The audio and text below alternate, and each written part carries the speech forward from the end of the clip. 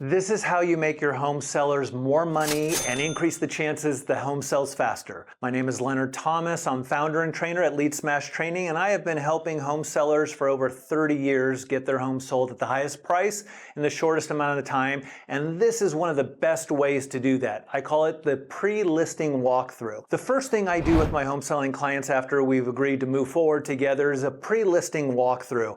I give them a yellow pad and a pen, or they get out their phone and open a note, and we start at the curb of the street and we walk through the home, every single room, as an agent showing a buyer would. And I tell them all the things they could do in each area of the home to increase the chances that the average buyer is going to look more favorably on the home, be more interested in the home.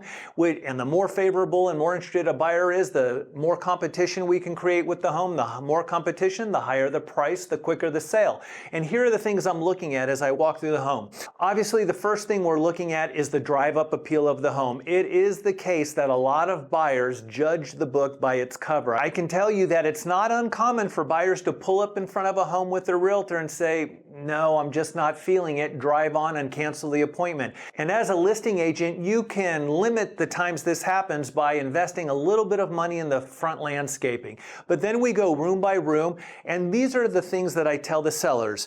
The more wall space, the more floor space, and the more counter space we can show the buyer, the more open and the bigger the home will feel. And that generally means taking down a lot of the family photos, taking a lot of things off the countertops, either in the kitchen or in the bathrooms, pulling up runners, pulling up bath mats in the kitchens.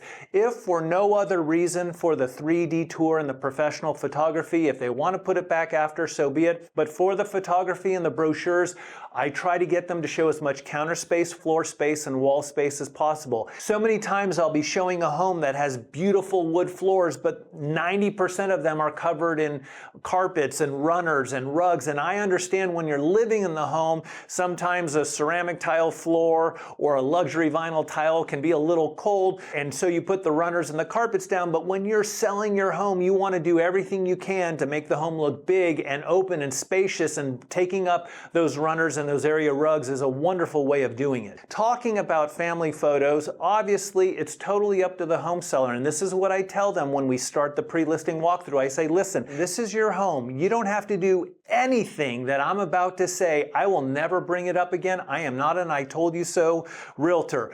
But I'm going to tell you what I would do if this was my home and I wanted to increase the chances that it sells for the highest possible price in the least amount of time. Here are the things. And then I would simply go room by room. If you've been in real estate for a minute, you know that when you're showing houses to a home buyer and there are a lot of family photos, what happens? Your home buyer stops. They stop looking at the house and they start looking at the family. "Oh, this is such a beautiful picture. Oh, I've been to that place before," and they stop paying attention to the house. And though it's very sweet that they're connecting with the home seller, what we really want that home buyer to do is connect with the home itself. So my advice is to take down as many of the family photos, if not all the family photos, as possible. So if you want to know what else I do on my pre-listing walkthrough, like and follow or drop a comment.